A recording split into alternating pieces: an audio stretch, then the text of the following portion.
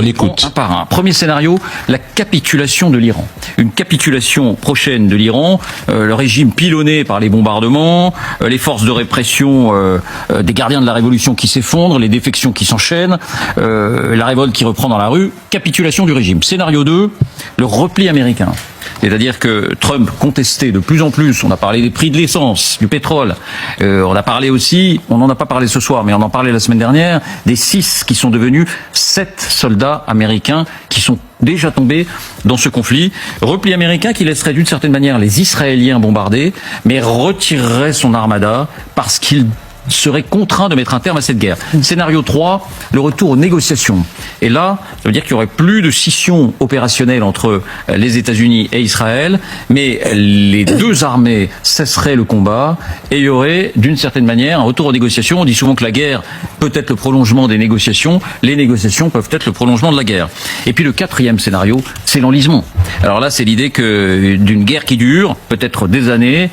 La guerre Iran-Irak a duré plus de 8 ans. La guerre des États-Unis au Vietnam a duré 10 ans. Le régime iranien qui économise ses drones, qui économise ses missiles aussi, et qui continue régulièrement à frapper. Retirer le scénario 1, puisque la capitulation rapide n'a pas eu lieu. Que reste-t-il? La défaite de Trump, ou un échec politique flagrant. Tout le monde l'a lâché dans cette guerre d'agression. Même le Royaume-Uni, la France et l'Espagne se tiennent à l'écart. Et aujourd'hui, le Washington Post nous annonce que quelques hauts responsables israéliens commencent à s'inquiéter de l'escalade de l'agression contre l'Iran et évoquent déjà des portes de sortie pour éviter une guerre qui pourrait aggraver l'instabilité régionale et l'économie mondiale. Le gouvernement iranien ne tombera pas. Les difficultés américaines pour gagner cette guerre sont nombreuses. Les capacités de la coalition américano-entité semblent déjà s'essouffler avec une baisse des frappes pouvant atteindre 65%. Ils ne frappent plus l'Iran avec la même intensité qu'au premier jour. Mais ouvrez vos yeux et constatez. Le CENTCOM gonfle les chiffres pour donner l'impression d'une victoire sur l'Iran. Il les réduit lorsqu'il s'agit de ses propres pertes. Ils ne l'admettront jamais, mais le plan semble désormais évoluer vers une manière de mettre fin à la guerre sans que cela ressemble à une défaite. Cela fait 10 jours. Vous voyez des signes de lassitude chez les Iraniens? Jamais. L'Iran poursuit ses tirs de missiles stratégiques. Ils ont mis le feu à la seule raffinerie de Bahreïn aujourd'hui. Il reste très peu de radars THAAD dans la région, ce qui va handicaper les États-Unis dans un potentiel conflit avec la Chine. Les bases américaines ont été lourdement ciblées, montrant aux monarchies du Golfe que la sécurité vendue par Washington est un leurre. Par ailleurs, l'Iran contrôle toujours le détroit d'Ormuz, et contrairement à de nombreuses prévisions, l'Iran a frappé des intérêts américains dans les pays voisins avec une telle intensité que cela aurait dissuadé ses voisins de riposter. Erdogan ne veut pas entrer dans ce jeu malsain et exhorte même les pays du Golfe à ne surtout pas se faire la guerre pour les beaux yeux de l'entité. Cette guerre asymétrique semble pour l'instant porter ses fruits. L'Iran met ses menaces à exécution. Téhéran a riposté en frappant des infrastructures pétrolières dans la région, notamment la seule raffinerie de Bahreïn, touchée par une frappe qui a provoqué un important incendie ce 9 mars. Après le Qatar et le Koweït qui ont déjà suspendu certaines livraisons, le Bahreïn rejoint la danse en fermant tout. On parle de près de 400 000 barils par jour. Pourtant, l'Iran avait prévenu. Tout pays qui permettra l'utilisation de bases américaines sur son sol pour frapper son territoire s'exposera à des représailles.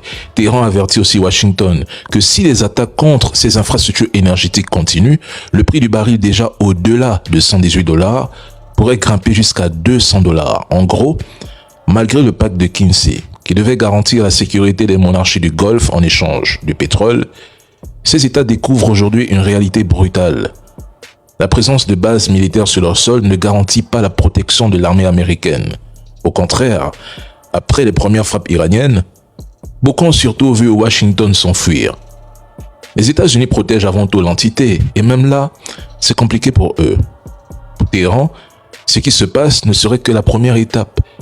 Les États-Unis ont largement sous-estimé la capacité de réaction de résilience de l'Iran, et le prix de cette erreur commence déjà à se payer. C'est une grande humiliation pour les États-Unis de mener une opération d'une telle ampleur, de prendre autant de risques et de finir par éliminer un homme de 86 ans pour ensuite le faire remplacer par son fils, le plus radical et le plus dangereux. Le nouveau guide suprême adoptera une posture encore plus agressive et hostile envers l'Occident, sans aucun compromis. Mojtaba Khamenei était le candidat favori des gardiens de la révolution iranienne et pourrait chercher à régler de nombreux comptes. Il est opposé depuis longtemps au courant réformiste favorable à un rapprochement avec l'Occident. Il a consolidé son influence sous son père en devenant une figure centrale de l'appareil sécuritaire et du vaste réseau économique lié au pouvoir. Son accession au poste de guide suprême envoie un message clair à l'entité, à Donald Trump et à Washington. L'Iran ne reculera pas et poursuivra la confrontation jusqu'au bout en durcissant encore sa ligne. C'est un échec politique pour Trump. Tout ça pour en arriver là. Trump a déjà donné au moins 10 versions différentes. Tantôt il parle de renverser le gouvernement, tantôt il affirme qu'il s'agissait d'une frappe préventive parce que l'Iran voulait contrôler le Moyen-Orient et préparer une attaque.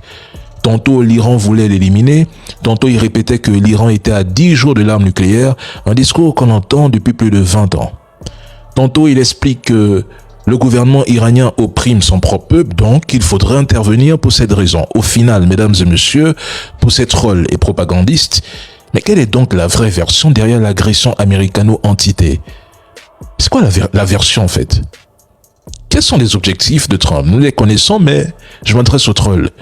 Quels sont ses objectifs? Étant donné qu'il y a quelques semaines, vous étiez en train de défendre la frappe préventive. Bon, lui-même, il se contredit. Donc, c'est quoi la version?